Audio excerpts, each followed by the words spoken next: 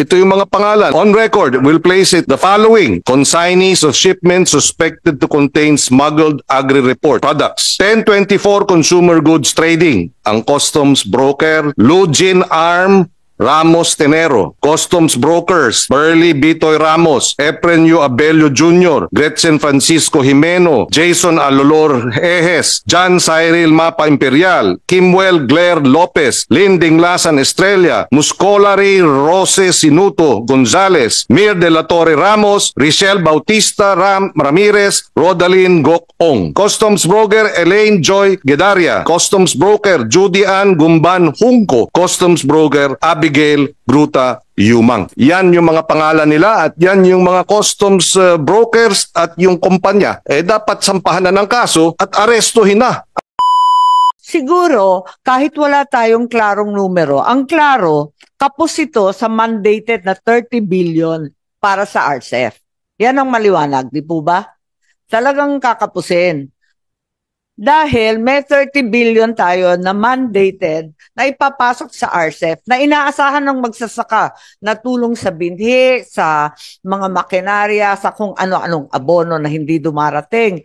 Abay, kung 30 billion yan, sabihin na natin optimistically na nasa, ang pagkaalam natin 9 billion eh. Ako, ang pagkaalam ko kasi. Chair, pati 16 billion ang nawala last year. Yes? 16 billion ang nawala last year. Okay. 16 billion. Please address the chair before we Yes, speak. po. No? Yeah. Before that, you have the Mr. figure Chair, we have 21.6 billion. total Yes, so from July to collected July. from July 2024 to July 2025. Yes, Again, 20. 21.6. So you lost 20% of that. How much is that? Yeah. But Mr. Chair, kasi kapag bumababa din yung taripa, Tumataas. di ba may tumataas din yung demand? May Hindi. Demand for dami din import. sa demand. Yun. Oo. Pero ang ibang Oo. usapan yan, eto na naman tayo sa mga ekonomista na hindi naman nangyayari sa totoong buhay. Kaya Ah, nag-front load okay. sila eh. Pero ang maliwanag, sabihin na natin 21.6 billion na nakolekta, naghahanap tayo ngayon ng kulang ng 8.4 billion. Tama po ba? Saan manggagaling yan? Sa general fund. Kasi ang understanding ko sa Pupnoy na lang sa general fund, Secretary. Go ahead, DA, Secretary. Mr. Chair, as far as 2026 is concerned, our budget, nandun na ho ang nakalagay sa President's budget is the 30 billion for RCEP ho, Mr. Chair. 30 billion? So, nalilito kasi ako sa inyo eh. Kasi kung minsan minimix ninyo yung RCEP at saka yung regular rice program, National Rice Program. Klaro ba yan sa line item? Yes, very clear, Mr. Chair, sa line. I was actually very happy na nakita ko yung lumabas. So how much is there in that? 30 billion under 30 mismo. RCEP. So you're assuming zero collections? Palala naman ang hindi palala to. Ibig sabihin, Ibig sabihin wala na yung tariff ni 15%. Patay tayo nito, boss. like 2025 gaan namin, ang under RCEP, Mr. Chair, was only 10 billion. So yun lang yung guaranteed makukuha namin. Tapos, Hindi kasi yun lang yung balance, di ba? Yun yung Oo. cushion. pero, Ang mahirap ngayon, kung nasa budget, parang masamang balita. Happy kayo, pero hindi kami happy. Paano ibig sabihin, Well, magsisiro taripa na tayo? hindi Kaya tayo. well, Mr. Kasi Chair, hindi naman siguro. 30 billion aasahan na lang sa GAA? Tama ka ba yan? I'll ask my USEC to Saan ko, reply. oo nga, hindi na kukunin dun sa taripa? Yeah. Actually po, yung 2026 natin, ang appropriations cover natin na propose at inapprove naman ng Presidente is 30 billion in accordance with the law. Yung 30 billion ho na yun, kukunin pa rin ho yun doon sa taripa. Doon pa rin ho sa taripa yun kukunin. Hindi Yung 30 ganun yun. billion. Clear part yun sa batas. Hindi Opo. GAA. Opo, Pero pero nilito ninyo kami. Huwag kang ganyan. In Huwag other kang words, ganyan. 20 billion na sinasabing for the RCEP is still to be secured. secured by the GAA po. Well, it meron will pa be rin, oo. funded by the collection still. Nasa, And so far, your collection is only 10 billion. yes. So meron ka pang kinakailangan kolektahin 20 billion between now and December to be able to fund that. Oo. Unless you want to fund it continuing appropriations Yusek, next year. You Ang said nandun the po. GAA doesn't work that way. Naka-earmark yan Opo. sa standalone bill. Opo, tama. Hindi yan manggagaling sa general fund. Yung GAA general fund, ginugulo mo yung usapan. Opo. Walang ganyanan. Kasi Hindi po. nakakapa yung sinabi na yung buong 30 billion manggagaling sa budget. Ibig sabihin, zero tariff. Papasok lahat ng imported rice na wala ng taripa. Miski 15%. Wala na talagang magpapakamatay na lahat ng mga magsasaka niyan. Wag naman kayong ganyan. Biglang nagising ako eh. Secretary, go ahead. Mr. Chair, actually, I think that is there, the 30 billion, because the agreement during the time that the new RTL law was previously amended, the economic managers also promised na kung ano man kakulangan nung 30 billion sa koleksyon ay pupunuin ng ating DOF and Treasury ng National Fund. So I think that is the Yes, basic. Secretary, I was privy to that conversation between Secretary Recto as well as Senator Cynthia Villar. However, yung pupunuin, hindi namang ibig sabihin yung buong buo na zero yung koleksyon at zero yung tariff. Nagulat naman ako dun sa 30. Siguro naman kahit 20, 15, maniniwala po ako. Pero kapag 30 bilyon ang manggagaling sa GAA, ang duda ko, may plano pa kayo mag-zero tariff? Katakot naman ito. Definitely, Mr. Chair, walang planong ganun. Okay. Thank you for that clarification. Gusto ko lang sabihin rin, yung budget na national, malayo tayo sa RCEP na nakakanervyos. The budget for the National Rice Program has doubled from 15.774 billion in 2022, if you recall, and then naging 30.2 noong 2023, at ngayon sa 2024, 30.89, nagdoble na siya under the present administration. And 21 sa 2025, di ba? 22 basically. So despite the increase in funding, the rice output has actually declined. Yun ang tinatanong ko. Halos doble ang binibigay ng Pangulo sa DA.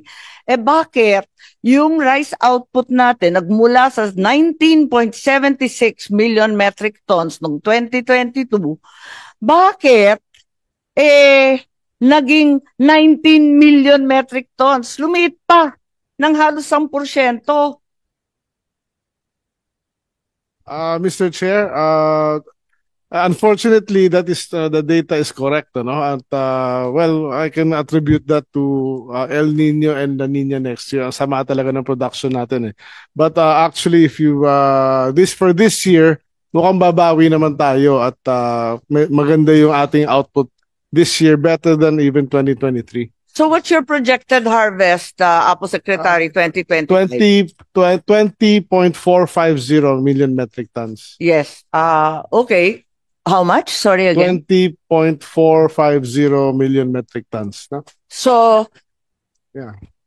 20.450, yeah. so, From 2023, 20.06 if I recall. so kasali na ito yung September, October, yung papasok na ani. Yes. So ito yung projected ninyo. Yes. So last year was a fluke talaga, Mr. Chair. Kahit may 16 na bagyo pang darating. Yun lang nga. Sabay dasal po, sabay dasal. Dasal na lang tayo, Sabay Mr. dasal. Chair. So, maybe that's what I need to get from you, Yusek, kung maaari. Ano yung breakdown ng National Rice Program? Alam na natin yung mga PhilMec at iba pa dyan sa RCEF. Yung National Rice Program, medyo malabo. Yung tinatanong kanina, yung mga abono na hindi dumarating, how much are we actually spending? Yung ano yung breakdown sa abono? Yung fuel subsidies na kahit kailan di dumarating naman. Yung mga binhi na pinag-aawayan kasi iba-iba. Kung bakit naman iba-iba yung binibigay kaya hindi mabenta. At yung iba pang mga input. Pwede bang bilangin yan? Magkano ba talaga breakdown yan? Will provide po, Mr. Chair, the Madam Senator. Well, di ba pwedeng i-provide ngayon pagkat yun talaga yung interest namin. Akala ko yan ang ipapakita ninyo Majority, rito. ma'am, yes, sir. Mr. Chair, majority of the budget for the NRP is seeds and fertilizer. nag-increase po dramatically yung provide na Pero anong seed na naman yan? for national rice is hybrid po kasi. Oo nga, sa pero yung hybrid ninyo, assorted. Hindi pwede yung ganon. Kasi hilong-hilo na nung governor ako, iba-iba yung binibigay ninyo. Lahat ng bukid, iba, hindi magkasundo, hindi mabenta ng maayos. Ma'am, nung pumasok po kami ni SEC, Mr. Chair. Anong binhi yun? Pwede bang liwanagin kung talagang industrial standard yan? Yes, ma'am, pumapasa naman lahat sila sa NSIC and then Oo nga, pero before- yung binibili ng komersyal, para may pag-asa naman benta. yes, ma'am po. Lahat naman po, based on the sa criteria, hindi po pwedeng bumili na hindi pumasa sa NSIC requirement. Naka-register siya. And minimum Kasi yan of rin ang rinereklamo ng mga restaurant, di ba? Na hindi pare-pareho, na hindi 666, di ba? Kung ano-anong binibigay ninyong binhi. Kaya gusto namin malaman, maski yung breakdown ng binhi, at kailan ba ibibigay? Kasi katulad ng abono, ngayon, late na late. Ayan, walang na-deliver. So, anong mangyayari niyan? Darating yung mga abono, katulad ng binhi, pagkatapos ng taniman, pagkatapos ng ani pa nga, kung minsan. Pagkatapos nun, ibebenta na lang ng mga farmer dahil hindi naman gamit eh.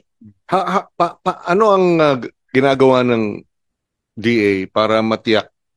Kasi recurring yan na reklamo na delayed. Go ahead. Well, yung sa delay, sa tungkol sa delay, no, there's two types of delay nangyari this year. Sorry, I'll be very frank na lang, ano. Well, one major problem we had is nung lumabas yung 2025 budget namin, Mr. Chair, nabawasan ng 10 billion.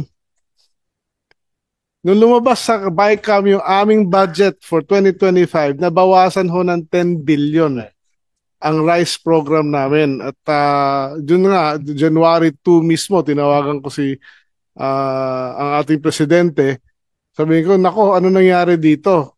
Yung 30 billion sa rice program na traditionally binibigay ng BICAM, nawala yung 10 billion. At so delayed na lahat ng procurement namin for the whole year, at least 1/3, no? Clearly, no? Nakuha lang, buti na lang ho, si Presidente talagang ating champion natin dito sa ating mga magsasaka, at sinabi niya sa akin noong January pa na sige, mag-meeting tayo, gawa natin ng paraan. So ngayon lang namin nakuha yung last week lang namin nakuha yung 8.8 billion na kulang. At meron pa natitirang halos 1 billion na kulang. So talagang that is one major reason of delay. Medyo makakahabol pa. And unfortunately, sa fertilizer recently, sa seeds wala ako nakikita masyadong delay. Yung sa fertilizer may recent. Ang rinereklamo yung assorted tsaka yung poor quality of seeds Yun of DA. na nga, isa pa yun. Yung sa assorted naman, ang naging policy ko moving forward is we will now basically have a system wherein, kasi bawat region, bawat province, iba-iba ang gusto ng farmer. No? Well, yung magagandang naririnig ko, ayoko lang baka ma-promote or whatever, so yung mga Longping, SL, yung mga ganyan, magaganda. Doon sa inbred naman natin, yung 222, RC160 is the best eating quality but lower yielding. Doon na tayo papunta. Kasi sabi ko sa mga farmer natin, I cannot accept naman na isang farming area, kanya-kanya kayong seeds. Dahil ang processing natin naman, magkakaroon ng bottleneck. So the solution I gave them was, you give me a list of 5 seeds na acceptable per province or per farming area, and yun ang pabibid natin. Kasi kasi you have to give them actually what they want. You cannot just dictate on them. It doesn't work that way. Some of them have complained before. Yes. Then pangalawa, there's a very big threat sa ating rice industry because kung ipaplant lang natin yung pinaka high yielding pero pangit naman ang eating quality, ayaw nang bilhin ng majority ng ating consumers yung pangit na eating quality although high yielding. Ang gusto ngayon ng mga tao dahil nga yung magaganda yung mga imported rice katulad ng DT8 variety is yung masarap na, mura pa. So we might have to sacrifice actually production versus the good eating quality kasi yun ang gusto ng market eh. So there's another issue on that we're trying to correct. So now my directive to PhilRice and hopefully coordination with the ERI is to try to find a similar variant to that DT8 ng Vietnam na dapat maiplant natin para nga makalaban tayo ng patas. So yun lang, Mr. Chair. Senator. Yep. No, but we have another set of questions for the importation and smuggling. So sana yung breakdown na lang. You were saying that the bulk goes to fertilizer and seed? Mr. Chair, seeds, fertilizer, soil ameliorant. Kaya nga, so if you can give us a yeah. breakdown, Yes, ma'am. and aywan ko kung dapat ba delivery date. Kasi maraming nagsasabi at maraming bansa na nagsasabi, kung inefficient rin naman talaga ang procurement at laging nade-delay at hindi nabibigay at parating nauuwi sa fertilizer scam, maraming bansa ay nauwi na sa farmer's wage. Ibigay na lang ng cash sa mga farmers siya nang bibili. At mas Voucher. maliwanag pa, i-voucher na lang yan. Hindi pa rin voucher kasi kukuha ng fertilizer sa DA, magkakaproblema. Kung farmer's wage, outright yan. At hindi na magulo, di nagkaroon pa ng income. Hindi ba pwedeng ibigay na lang yan? Kasi yung fuel subsidies ninyo, hindi ninyo ma-distribute. Yung fertilizers don't come on time. The Secretary has all kinds of problems procuring quality seed. Ang daing issue. Ano kaya bigay na lang ninyo ng cash? Or if I may add, kasi may mga proposal halimbawa na yung fertilizer support, cash din. Kaya mo na silang pumunta dun sa merchants, sa trading, sa mga supply store at ibigay sila na ngayon ang mamimili kung ano ang pwede nilang bilhing fertilizer. Total, sila naman ang nakakaintindi. Sabo. Well, siyempre yung mechanism kinakailangan ayusin, ano? But something to that effect na ito. Mr. Chair, actually ako, I'm a believer of ayoko nung nagbibigay ng fertilizer nor seeds. I'd rather give the money sa buying price, sa presyo, sa support price ng palay. Kasi based on production yan eh. If they will produce more, they get more. Diba? Yung fertilizer or cash, nakakatakot sa pagbigay natin ng cash, Mr. Chair, baka naman di naman bili ng fertilizer or binhi. So I'd rather Hindi, kaya nga, put hindi that 30 billion sa buying ng bigas. Hindi, pero ang aking Or ibig binhi. sabihin, pero Secretary, ako yung naniniwala sa inyo, pero yung ibang bagay, baka mas maigi sila na ang bumili. Hindi lahat DA. Ang nangyayari dito, kung sabihin natin 20 or 30 billion ang National Rice Program, 30 billion ang mandated sa RCEP, hindi tayo nagkulang sa pera. Diyan sa 60 billion na yan, ano ba kung bahagi niyan, ibigay na natin bilang stipend nila. At ginagawa naman talaga ng Japan yan, pati yung US, may farmer's wage. Bakit tayo nahuhuli dyan? Mr. Chair, I actually as you have seen, I've been going around to farming communities, even 10 tao, face to face. Ang sinasabi na, just give us a good price for our palay. We don't need anything from you. Just give I us a think good there's a price. distinction po. The better off and without making great generalizations, pag Ilocano po ang kausap mo, mabenta lang sa matinong presyo. Okay? Yan talaga ang sinasabi. Wag nang magbigay ng ayuda, wag nang magbigay ng tulong, maayos lang ang presyo, wag naman ibagsak sa 8 piso kada kilo ng palay. Yun lang ang sasabihin. Pero pag pumunta ka sa mga farmer communities, sa Bicol, sa Mindanao, iba ang usapan doon. Talagang hindi nila kaya. Kaya't palagay ko, ibahin natin ang solusyon. Wala talagang silver bullet na one size fits all. Kailangan, kausapin din natin yung talagang marginal subsistence farmers. Yung sa Luzon, Central Luzon, pataas, alam na natin yon. Mr. Chair, I agree with Madam Senator that siguro yung binanggit ko, yun yung para sa irrigated land. Sa non-irrigated, I guess you're correct, Madam Chair, that we have to give some things to support. plus with a good price. Kaya nag-aalisan po, kaya yung average age natin, pataas ng pataas, nasa 54 years old yung farmer natin. Ngayon, umaapak na ng 59, 60. Okay, thank you. We'd like to, at least initially, no, umpisahan natin itong problema ng smuggling at importation.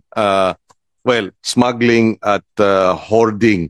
Hindi lamang ng bigas, hindi lamang ng gulay, pati karneng baboy, pati isda.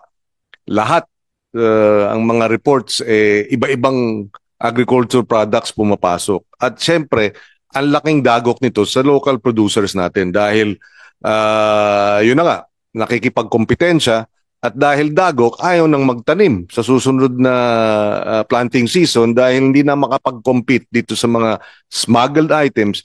Legitimate imported rice, nagkokompetensya na sila.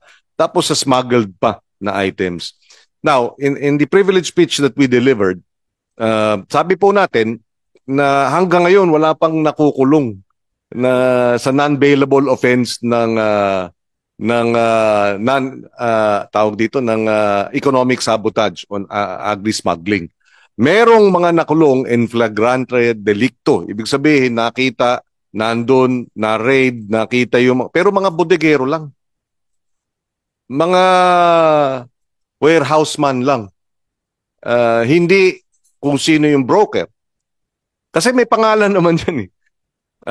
And I'd like to stress this kasi naalala ko tuloy yung, di ba, nasuspinde yung NFA o natanggal.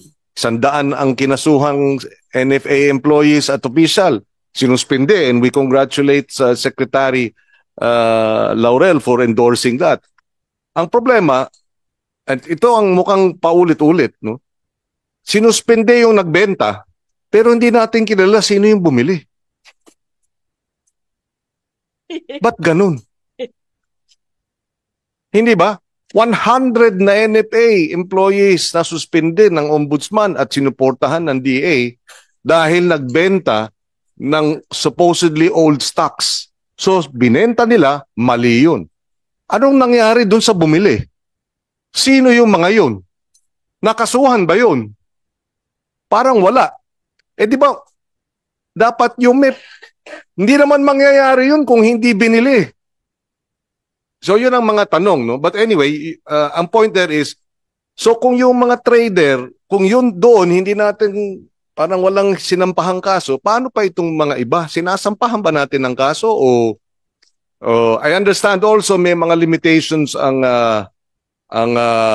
DA. Walang power, walang law enforcement power, hindi tulad nung panahon na may kapangyarihan ng NFA to deputize. During my time, ma-deputize ng NFA yung NBI, which is what we did, CIDG, para mag-raid at magsampa ng mga kaso. Pero ngayon, wala nang kapangyarihan ang DA na yan. Ito ay nasa BOC, PNP, NBI, at wala rin power to deputize ang DA. Ang may power ata yung council, no? So can we explain ano nangyari? Tama ba na since nag-announce si presidente o napirmahan yung bagong anti-agri economic sabotage law ng 2024 September, may 3 reklamo na under investigation pa rin. Tama po ba 'yon? The original was 2015, so 10 years. In fact, tumaas pa. Tinaas pa yung threshold sa gulay at isda. Dati 1 million lang economic sabotage na eh. Ngayon, naging 10 million pareho. So, but even then, doon sa 1 million at 10 million in the 2015 law, walang naaresto, walang na-file ng non-bailable na kaso. Ibig sabihin, walang nakumpiskang below 10 million. Walang nakumpiskang above 10 million, puro below. Mahirap intindihin yun dahil the rice industry is a 300 billion plus industry. Alangan naman 10 million lang ang pumapasok, less than 10 million lang ang pumapasok. So can we have a clarification from the DA? Undersecretary Carag? Disclosure lang, Undersecretary Carag is my teammate in the NCAA track and field team in LaSalle Green Hills in the 80s. Go ahead, Yusek Itos. Thank you, Mr. Chair. Good morning, sir. According to the new law, sir, RA 1/2022, Anti-Agricultural Economic Sabotage, it's all under the council, sir, and the three events that you mentioned, sir, was under the LOA of the council. And I think those three are still under the DOJ was the one who filed the cases, sir. And as you already mentioned, sir, the DA Inspectorate and Enforcement, of which I am the head of, has no law enforcement powers or authority, sir. In as much as we want to do more than our job or our responsibility, we are not even included in the law enforcement group of the council, sir, under the new law of the 1/2022. So we're very limited. We have to coordinate all our actions with the law enforcement agencies. Yes, just to clarify, may clarification lang. Just recently, and na reports sa balita, mackerel, di ba? Ang halaga over 20 million. Pero isang container lang ata o dalawa. At yung onions, 15 million. This was in July, no? So ibig sabihin, all above 10 million yon. So dapat yon non-bailable. At may listahan ng mga broker. At nabanggit nga ni Secretary Kiko, kahit yung broker hahabulin. Pero ang proseso ngayon pala ay ililipat, hihintayin ang customs, ganun ba? Hihintayin ang, sino ang hinihintay para sampahan yung 15 million at 20 million? At nababantayan ba yun? Kasi baka nung nireport 15 at 20, pero nung actual documentation, below 10 na lang. Actually, we are continuing to surveil with the BOC, the new admin of the BOC, sir. And they do have all the containers still within their jurisdiction. But it's under the BOC and the council, sir. Walang kinalaman yung DA sa pagsunod ng kaso, sir. Kasi ang concern natin dyan, di 15 million, 20 million, non-bailable. Hindi ba? Non-bailable. Kung talagang yun ang ilalabas na actual na valuation, di dapat iwawaran to pares yun, hindi na makakalabas ng kulungan yun hanggang habang nililitis. Kung mabagal at hindi na action ng kaagad dahil July 24 ata o third week of July, tama? So it's already the fourth week of August. Baka nag-eskapo na lahat yun. Hindi ba? And that siguro nakikinig ang mga taga-BOC sa susunod na hearing, tatanungin natin, ito yung mga pangalan.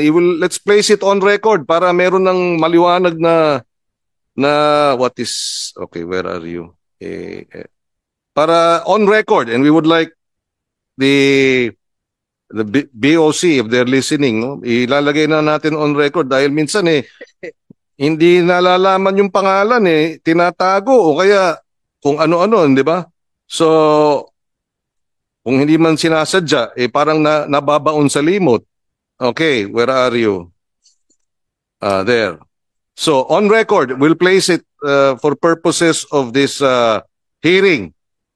The following: consignees of shipments suspected to contain smuggled agri-report products. 1024 Consumer Goods Trading, ang customs broker, Lugin Arm Ramos Tenero. Berches Consumer Goods Trading, customs brokers, Burley Bitoy Ramos, Efrenio Abelio Jr., Gretchen Francisco Jimeno, Jason Alolor Ejes, John Cyril Mapa Imperial, Kimwell Blair Lopez, Linding Lasan Estrella, Muscolari Rose Sinuto Gonzales, Mir de la Torre Ramos, Richelle Bautista Ramirez, Rodalyn Gokong. Number 3, EPCB Consumer Goods Trading, Customs Broker Elaine Joy Gedaria. Number 4, Queenstar Industry Consumer Trading, Customs Broker Judy Ann Gumban Junco. And Vox Enterprise OPC, Customs Broker Abigail Gruta Yumang. Yan yung mga pangalan nila at yan yung mga customs brokers at yung kumpanya. At under the Anti-Agriculture Economic Sabotage Law, pag 15 at 20 million ay dapat non-bailable economic sabotage cases. So technically, kung may basehan at nakita mismo ni Secretary Kiko, nandun mismo si Undersecretary Carag, sila mismo ang nagbuka o nakita nilang binuksan, dapat sampahan na ng kaso at arestuhin na ang mga ito. Hindi lamang yun, nung panahon natin, nung tayong NFA Council Chairman, yung mga pangalan nito blacklisted na sa anumang future importation. Dapat bina-blacklist yan. So, anyway, I'm placing that on record and as I said earlier, we will have an August 27 hearing and meron din tayong September 1 hearing para ma-pursue ito. But how do we move forward? Kung ganyan ang sitwasyon, Secretary, ano ang solusyon para mapalakas o mabigyan kayo ng dagdag na ngipin? Yusek Carag. I think the Secretary wishes to. Mr. Chair, ang request namin ng DA with Yusek Carag is actually bigyan kami ng enforcement powers. And ang gusto rin namin, if possible, is kami maging secretariat, if not the member naman of the council, at least maging secretariat para ma-handle namin maigi yung sitwasyon. Kasi kami talaga nakakaalam kung sino, ano, paano. And actually, we already know it. More or less, not everybody, but kami, ang administration namin ngayon, ang pinakamarami nahuli, even in our first year and continuing now. And we've identified yung bigas actually medyo I would like to say na hindi masyadong issue ngayon ng smuggling ng bigas eh. Ang malaking problema sa smuggling is isda, carrots, onions, yung mga high value crops na yan, especially onions, grabe. Marami namin nahuli. And we are also directing the committee secretary for the next hearing to invite all these brokers and their company representatives to the hearing, but that will require a law, no, to give you enforcement powers. Doon natin pinag-aaralan doon sa RTL, at least for rice, no, nabigyan ng ibalik yung ilang mga kapangyarihan ng NFA para mag-monitor, bantayan itong smuggler, importer, hoarder.